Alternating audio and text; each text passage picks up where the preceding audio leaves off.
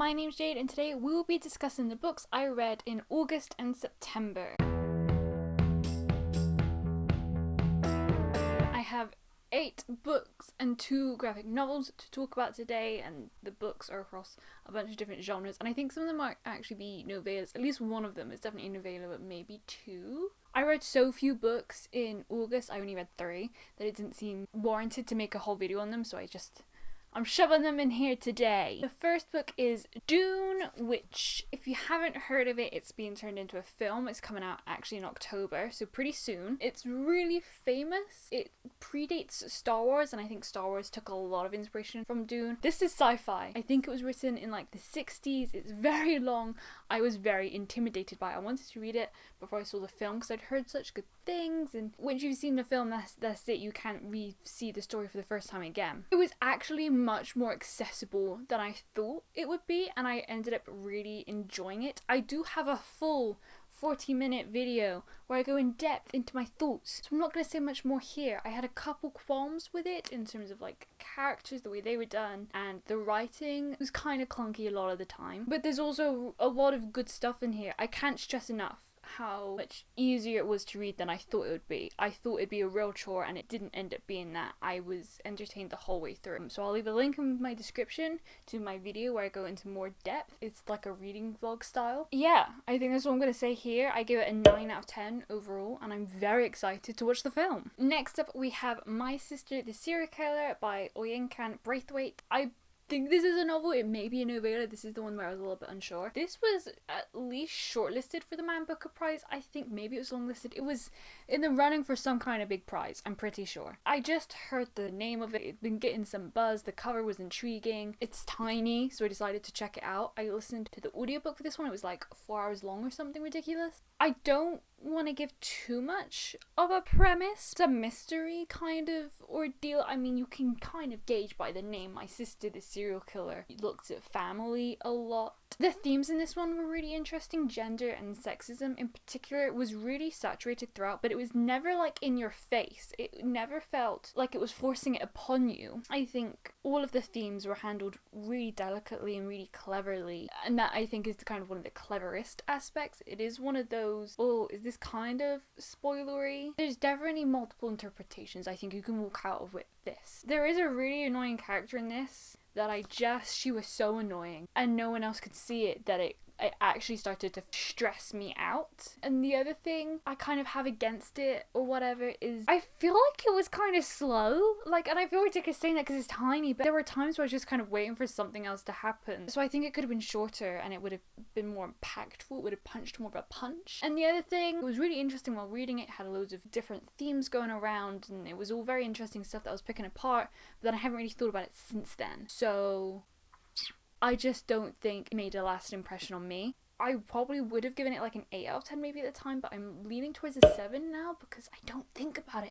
The last book that I read in September was Fangs by Sarah Anderson. She is otherwise known as Sarah Scribbles, I believe. She has this like really cutesy cartoony art style, although it's not. It doesn't look like this. This is the art style for this one. It's a graphic novel, but it's essentially like a collection of vignettes and like little scenes, which I think is very much her style. A vampire and a werewolf that are dating. It's quite cutesy, and it's also quite, you know, Halloween-y. Good October read if you're looking for one. Incredibly quick. I read it in less than an hour. Very nice aesthetically. Felt hardback in the black pages, but there's not much more to say about it. I'd give it like a 7 out of 10. Again, I think like I enjoyed it, but it again is not like left a lasting impression on me or anything. But if you're looking for like a cutesy Halloween-y read, maybe check this one out. And then next up we have the ACOTAR trilogy. I know the series is continuing, but I kind of still feel like this works as a trilogy. I also did a review on this, and I talked about each individual book there, and if you want to hear more of my thoughts on these 3,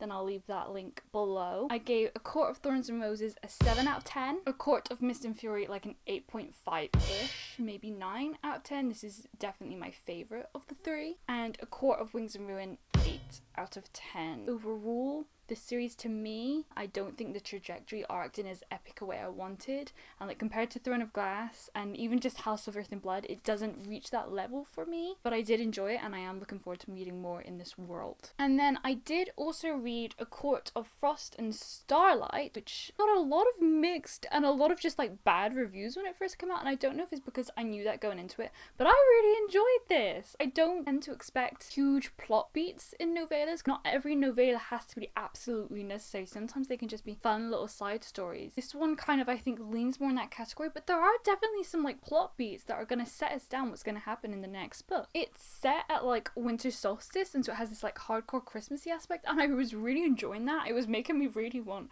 Christmas. I'm gonna go into like a little mini spoilery section and just talk about some of the things that we actually do find out in this one. So if you haven't read AUG-SEPT yet, then mute the screen until this picture disappears. I don't know if when this first came out people knew that the next book was going to be following Nesta, knowing that there's the assumption that you're not going to spend as much time with Feyre and Rhys. So there are some like things that go down between them in this one that you probably wouldn't get to see as in depth just from Nesta's perspective, like them choosing to have a baby. That conversation I think was really nice to see. Him giving her the estate, Feyre helping with the kids and the painting and her little enterprise she's got going on, all of the stuff about the discontent, the upset that's happening in the Illyrian camps, and how people are blaming Rhys for their deaths and stuff, and all these rumours that are being spread around, which obviously is really important to Cassian. Being that Nesta's important in the next book, I think Cassian will probably also be important in the next book. We also got more insight into Cassian with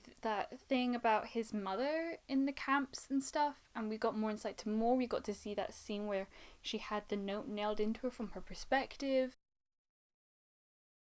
Also, she just went off on one. Like, towards the end, she just went off on her horse and we never went back to her. Or maybe she was just going to the estate. I don't know. I feel like something's going on with more, though. But then, obviously, Nesta's just like this broken mess staring us. For by the time we get to the Nesta book, she's not going to be doing so good. And we know that her relationship with Cassian is just like completely crumbed apart. I thought we got some key bits of information in this one, and I just really enjoyed reading it as a whole. I loved the sauna scene when she got him kicked out of the sauna. There were like so many little moments like that were just like really nice and fun. I want to know more about Az. I really like Azriel. I think he might be my favorite of the three. It's hard because I also love Cassian so much and I also love Rhys so much, but there's something so intriguing about Azriel. I feel like we know him the least of the three of the Illyrian men. I really want to know more about him. I'm really shipping him and Elaine. I really enjoyed this. I thought it was a lot of fun, and since having finished this, I'm really missing these characters. I am so excited to read A Court of Silver Flames. Overall, I would give this one, I think, like an 8 out of 10. And I'm more than happy to read just like a cutesy novella. In amongst reading the ACOTAR trilogy, I did read volume 6 of Giant Days. This is a graphic novel series that I'm reading. It follows 3 young women at university. It starts with them in their first year, and the series follows them as years go on. I'll link down below the wrap up where I talk about the first few if you want a bigger idea of the flavour. Being that this is volume 6, there's not much more I can say, and to be honest, there's not a lot I can say in terms of like how I feel about it. They're just really funny, cute, easy, feel good reads. They're very relatable from that time of your life and from like university in England, but there's also a lot of like really wacky crazy stuff that goes down. There's just a bit like, yeah, I give this, I think, an 8 out of 10. I did particularly enjoy this one, I think. I don't know, there's been so many, I forget which is which. Next, I read John Green's The Anthropocene Reviewed. I audiobooked this one, and it's actually narrated by John himself, and I think the audiobook has a couple extra chapters because they weren't in the book. And I really enjoyed the audiobook. I watch John's videos, and there's something really soothing about his voice. I don't know if it's because I know it so well because I've been watching him for a few years now. And at one point he reviews a song and he like sings it to you. It's a nice experience, the audiobook. This is a collection of essays. I mean, I think it says on the front, essays on a human-centered planet. And he reviews a wide variety of things. He reviews them on a 5-star system. It's based on his podcast, The Anthropocene Reviewed, in which he does a similar thing, but these essays are like brushed up and they're actually really nicely written. They often like will start with a point and then circle back to other points and then circle back to that point. The way they're structured is really cleverly done. We learn a lot more about John and get a lot of background on him and his relationship with a lot of these things. But he reviews things from like Diet Dr. Pepper to Velociraptors to the internet to sunsets, Halley's Comet to the Piggly Wiggly to Monopoly, Whispering, the Plague, the Notes app, humanity's temporal time range, like a wide variety of stuff. It's very random and eclectic and quirky, and I really liked that about it. And I learned lots of little interesting bits and bobs here and there as well. Some of them kind of depressing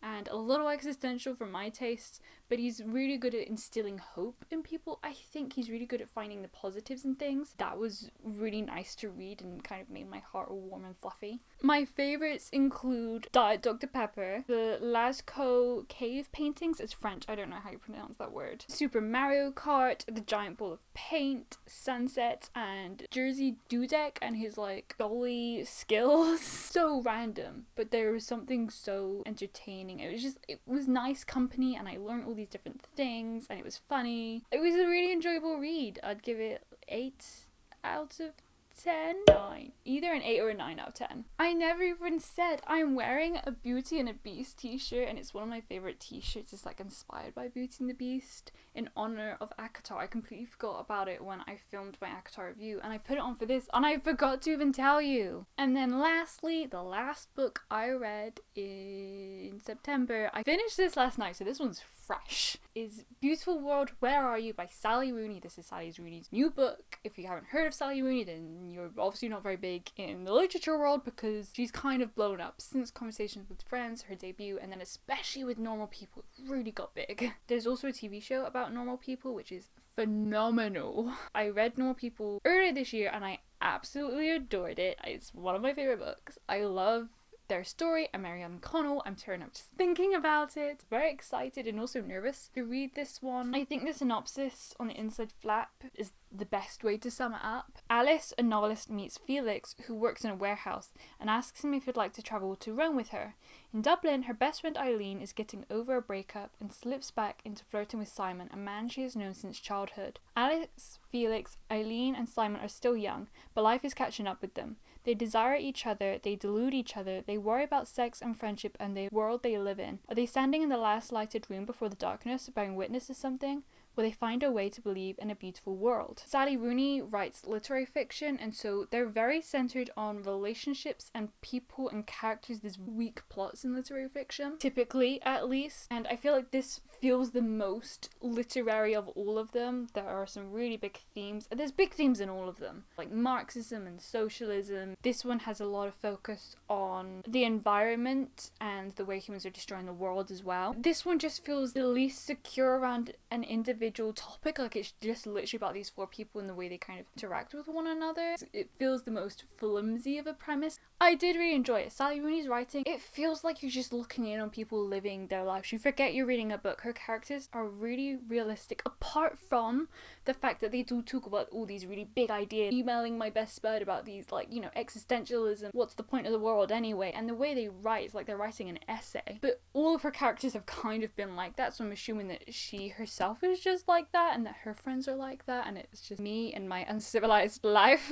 That's a little bit unrelatable. Other than that, they're always really flawed and complex kind of thing, where on the surface they're kind of confusing. You don't always know what's going on, but you can always tell there's a lot going on under the surface if you really sit and think about their psychology. It's there. The material is there. She always picks specific things to describe in a room and then will leave everything else blank, and you kind of fill in the gaps, but it's done in this really clever way. I really enjoy her writing. I listened to the audiobook for this, and I listened to the audiobook for Normal People as well, and narrator Aoife, I forget her last name, she's great. I feel like it might be my least favourite of her 3 books. I mean, I read Normal People recently this year, obviously, and I adored that one. And I can't remember Conversations with Friends well enough to compare those two. I need to reread Conversations with Friends. I want to before the TV show comes out. I know they're doing a TV show, so I'll reread it within the next year or so. But I think it might be my least favourite of the 3. But I did enjoy getting to know 4 of these characters. Relationships really interesting. I was entertained throughout. The writing was really clever. Just didn't like superly stand out to me. I mean, I might have a similar relationship to Conversations with Friends, because I finished that and was like, it was interesting, it was unique. I definitely saw it got a buzz, I enjoyed it, but I wasn't blown away with it. And then over time, I just kept thinking about it. I kept coming back to it. But I wouldn't surprise me if I have a similar relationship with this one, that over time I learned to love it more and appreciate it more. Right now, I would give it, I don't know, it's so clever. I'd give it a 9 out of 10. I think it deserves a 9 out of 10. And those were all of the books that I read throughout August and September. Please let me know down below if you read any of these, what your thoughts were, what the books you read in September and August, or I keep forgetting the months. Thank you so much for watching. I hope you have a super morning, afternoon, evening / night. My name's Shade. I hope I see you again next time. Goodbye!